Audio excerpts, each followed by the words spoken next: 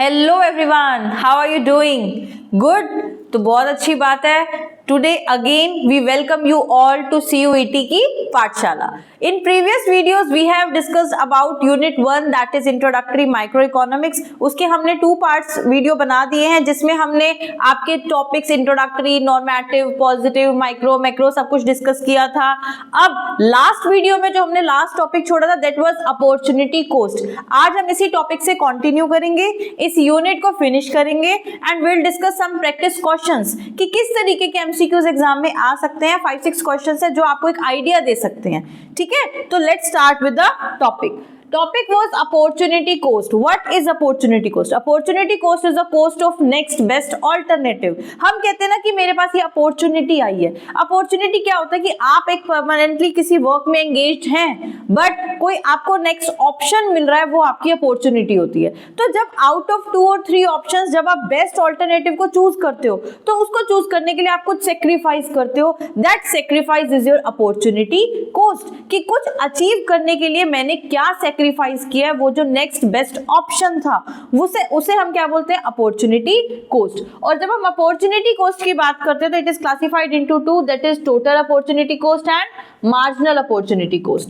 जब हम टोटल और मार्जिनल की बात करते हैं, ये जो 2 टर्म्स हैं टोटल एंड मार्जिनल, क्या डिफरेंस है? जैसे आपने 11th में पहले भी रीड किया हुआ है, हमारी यूटिलिटीज, हमारी कॉस्ट, रेवेन्यूज, उन्हें हमने टोटल और मार्जिनल कंसेप्ट में रीड किया था। उसी तरीके से अपॉर्चुनिटी की भी यही बात की गई है कि हम अपने रिसोर्सेज को फिक्स्ड मानते हैं, हमारे रिसोर्सेज फिक्स्ड हैं, उनके ऑल्टरनेटिव यूजेस हैं, वो स्कैर्स भी हैं। तो अपॉर्चुनिटी कॉस्ट क्या है? कॉस्ट ये वो कॉस्ट है जहां पर हम कुछ रिसोर्सेज को एक यूज से दूसरे यूज में शिफ्ट करने के लिए सेक्रीफाइस करते हैं। ठीक है, हमने पीपीसी में बात की थी कि पीपीसी कॉनकेव होता है। पीपीसी की कॉनकेविटी ये शो करती है कि हमने अपने रिसोर्सेज को 2 गुड्स में अप्लाई किया, वो उनका मैक्सिमम और फुलर यूटिलाइजेशन होता है जितना हम प्रोड्यूस कर सकते हैं विद द गिवन रिसोर्सेज। तो if we want to increase the production of 1 unit we have to decrease the production of second one. मतलब एक को इंक्रीज करने के लिए हमें दूसरे को सेक्रीफाइस करना पड़ता है। तो टोटल कॉस्ट ये वही कॉस्ट है जहां पर हम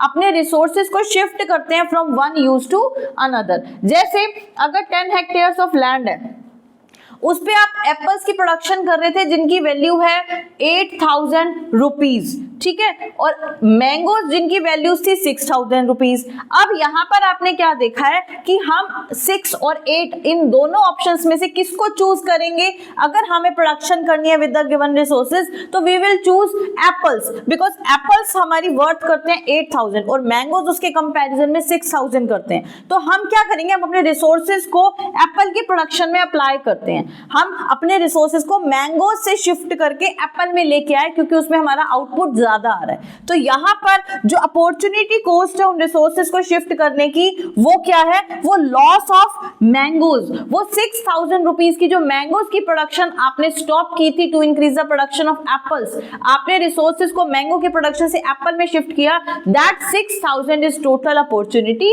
cost.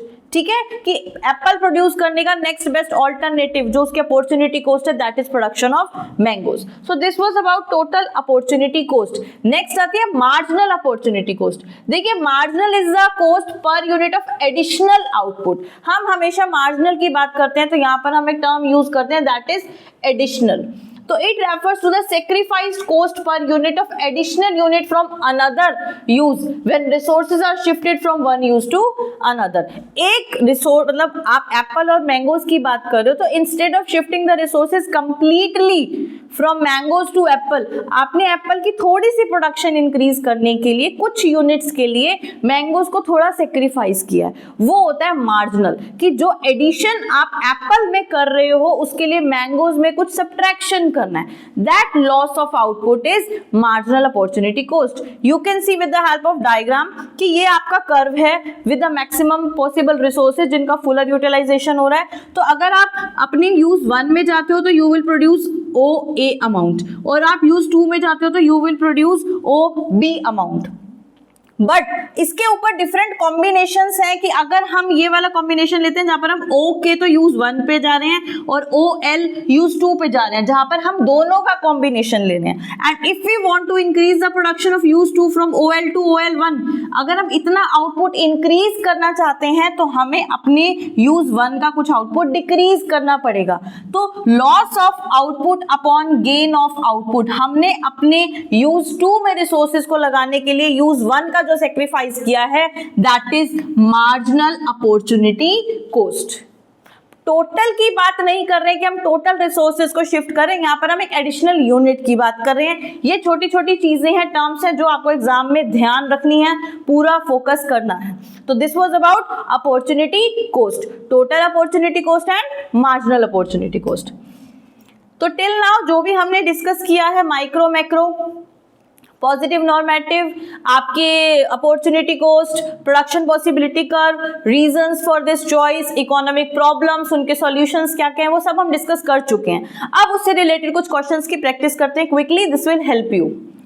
Question number 1, what is the another name for opportunity cost in economics? अभी अभी हमने अपॉर्चुनिटी कॉस्ट की बात की है, तो अपॉर्चुनिटी कॉस्ट का दूसरा नाम क्या होता है? Social cost, marginal cost next, total cost और इकोनॉमिक कॉस्ट। तो right answer is economic cost. The other name for opportunity cost is economic cost.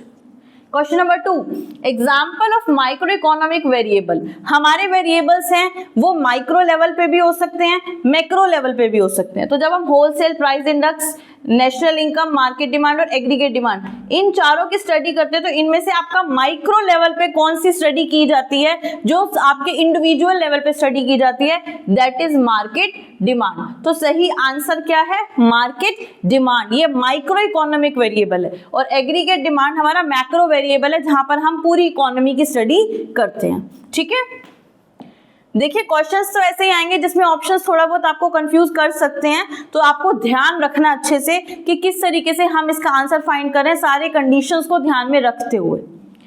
Question number 3, if marginal rate of transformation is constant, means MRT, जो rate of transformation की बात करते हैं, हम कहते हैं कि PPC कॉनकेव होता है, because we have to increase the production of one, तो हमें दूसरे की डिक्रीज करनी पड़ती है, और एक रेशो होता है सेक्रीफाइस का।